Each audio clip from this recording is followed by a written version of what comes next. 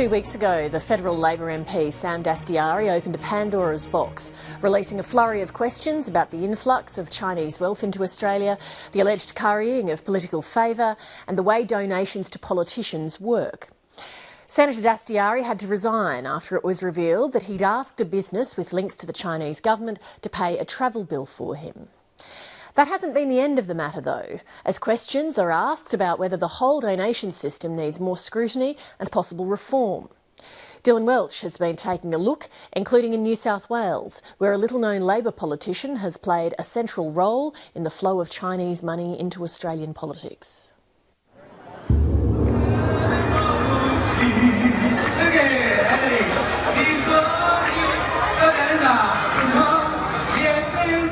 New South Wales Labor politician Ernest Wong is singing for his supper.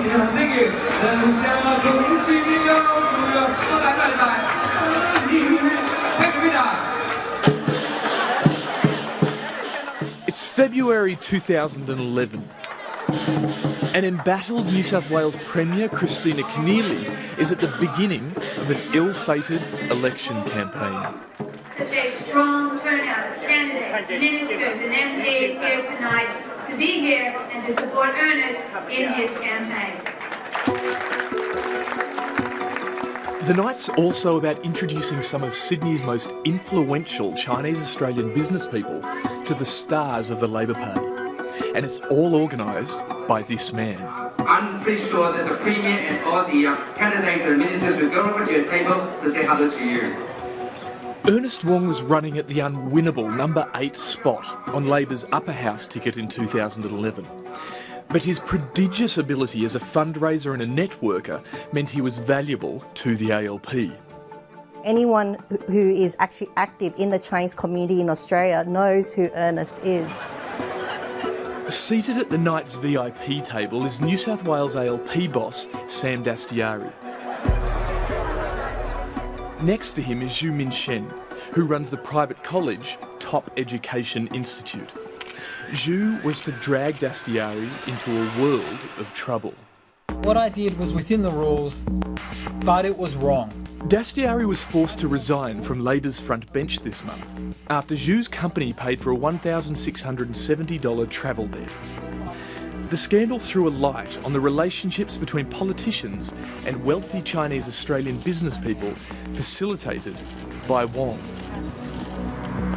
Some people may not necessarily like him, but they will respect him because he is in an important position. He's a politician. He does have links to Chinese businesses. He does know a lot of people, and he has access to a lot of the Labor politicians. Erin Chu runs the Asian Australian Alliance. She attends the same events as Ernest Wong and knows him well. Ernest obviously came from Hong Kong, but he has adapted pretty well to Australian way of life. Wong first came to the ALP's attention as a local councillor in Sydney's Burwood. There, he was introduced to the ultimate New South Wales power broker, disgraced Labor upper house member Eddie Obeid. It was at Burwood Council that Wong's talents were noticed by Sam Dastyari. He made him the New South Wales ALP's Community Relations Director. I thank the House for this welcome. And in 2013, gave Ernest Wong the job he'd always wanted. I particularly thank Senator Sam Dastyari, former General Secretary of New South Wales Labor, for his support and mentoring. Dastyari parachuted Wong into the upper house seat vacated by Eric Roosendahl, who left Parliament hounded by corruption allegations. I'm not going to make any comment till after the ICAC is completely concluded. Roosendahl moved straight into a high-paying role at the Yuhu Group, the company owned and run by one of Ernest Wong's friends and an important ALP donor, Huang Jiangmo, seen here sitting next to Sam Dastyari at Wong's maiden speech. Mr. Wong, hey, I'm Dylan Welch from the ABC. How are you?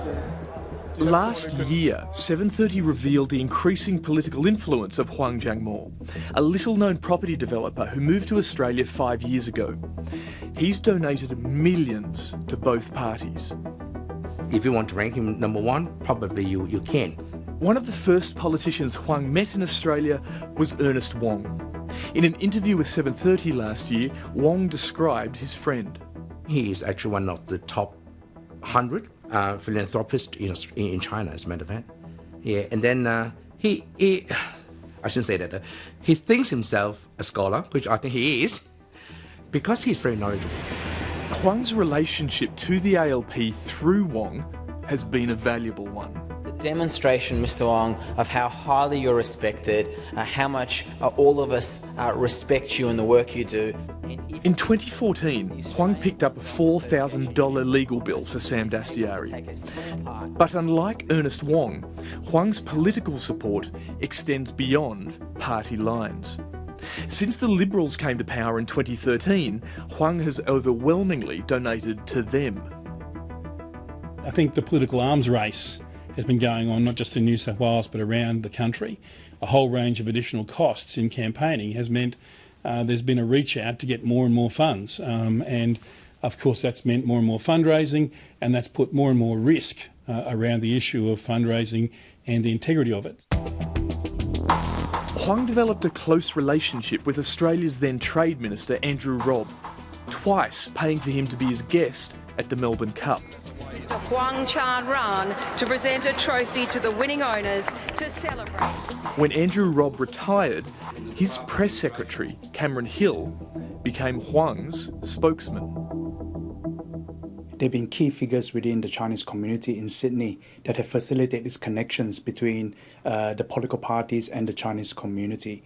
And they themselves, including Ernest Wong, who is currently a member of the Upper House, have been instrumental in building these links. One of the key vehicles for Wong's ALP fundraising is the Chinese Friends of Labour group. It's been around for decades, but since Wong took over, it's become a particularly good money spinner. If you are someone who donates a lot of money, you'll definitely get the central table where the leader of the opposition or the Prime Minister will sit. Cash for access? Yes, that's correct, yes. Both Ernest Wong and Sam Dastyari declined interviews with 730. Wong also failed to reply to questions. Since the Dastyari affair, there have been calls to reform donation laws. John Della Bosca is now making the same call, saying such reforms are long overdue. I think the recent events on a number of issues highlight the need for a drastic reform of political donations law. It's something we've been incremental about for a generation, and we've ended up with one big mess.